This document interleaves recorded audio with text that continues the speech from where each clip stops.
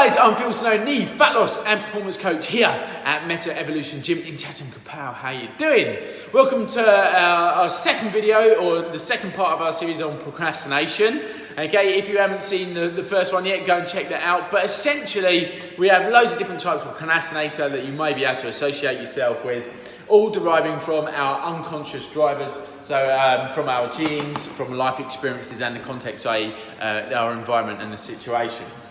Now, with procrastination comes the stigma of lack of willpower. That's not the case whatsoever. Everyone has willpower, otherwise we wouldn't do anything, okay? We wouldn't get out of bed in the mornings to go to work or what have you.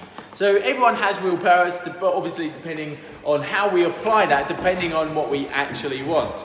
So for instance, the typical procrastinator here are always tempted by temptation. They're outweighed by temptation compared to the will, okay? The non-procrastinator, okay, will outweighs the temptation. So you can see the seesaw tips and balances. So everyone will go through this kind of phase depending on the priority, if you like, of what needs to be done. Now, as we move on, we obviously want to overcome procrastination and start achieving stuff and stop stressing out, because procrastination does cause stress, especially if it's for long periods of time. You can't make a decision, okay? You can't crack on and it holds you back from your potential. So dopamine is a special hormone that makes us feel rewarded and happy and what have you. So we want to kind of work on the dopamine-driven strategies, okay, associated with completing tasks. So the first thing that we could do as a strategy is visualize, really kind of get into the picture, visualize yourself doing the task and then having completed the task, what rewards that will bring you at the end of it, okay? What satisfaction that will also bring. Really kind of put yourself right in a state of mind that you've actually done it, okay? The next one then is gamifying. Okay, whatever the task is that you don't want to do, okay? Make it a little bit more interesting. Think about a computer game. It has points you have to collect, stats you have to beat, bosses you have to beat as well. So if you're making it a little bit more fun and enjoyable and measuring everything, then you can see inch by inch progress, okay? And you're more likely to get the thing done.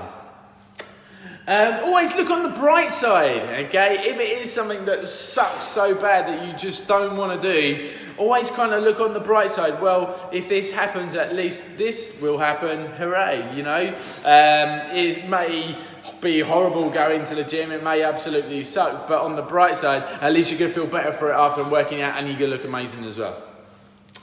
Write lists down, a bit like gamifying stuff, doing to-do lists. We definitely increase dopamine levels by doing that. It's those little wins, those little achievements, from making your bed in the morning, which no one wants to do, to kind of writing out a to-do list, to ticking off jobs that you've had to do throughout the day and what's coming up for the day ahead or even the week ahead as well.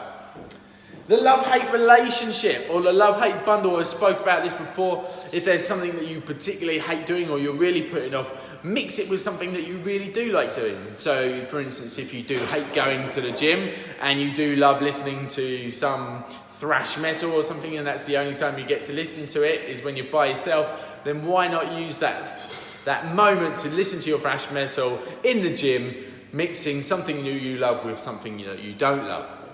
Okay, so they're your dopamine-driven strategies. Next, then we can look at the contextual strategies, i.e. the environment, okay?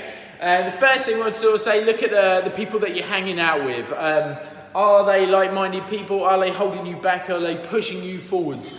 We strive as human beings and are ultimately happy when we are around people that make us happy, okay? And we are the sum of the people, although there's no specific evidence, of some of the people who are around us, all right? So it makes sense to kind of be around people who are doing things that perhaps you don't want to do but are doing it well, okay? Or people that can encourage and motivate you. You could almost team up as well, so like joining a weight loss group, for instance, joining like-minded people who are in the struggle as well but want to kind of all work towards the same target. You've all got the same focus and the dedication. You can help and support each other there. Like we run like lads and dads groups and ladies only classes for mums as well, who are all looking for weight loss. Take away the temptation kind of goes without saying. If you've got crisps and chocolates in the cupboard and you've got a bit of a sweet tooth or you fancy some crisps, then you're going to go to the cupboards to kind of eat them. If they weren't there, you'd go to the cupboards, they'd be empty, but you still wouldn't be eating it. So get rid of temptation. Next one, buddy up, okay? Find a mentor, find someone to hold you accountable. That's kind of what we do here in the studio. People pay us to kind of hold them accountable, so keep check on them, so they keep coming back on a monthly basis to get their assessments done. They book in appointments with us so they know we're going to be pushing them to the limit and really stretching them. You could always bore yourself, okay, with something that's worse than the task that you actually have to do. So for instance, if you do have to go for a run, you think, oh God, running's boring, then go and watch paint dry instead, okay? And then see which is going to be the better out of the two. As well, you could do some brain hacks, okay?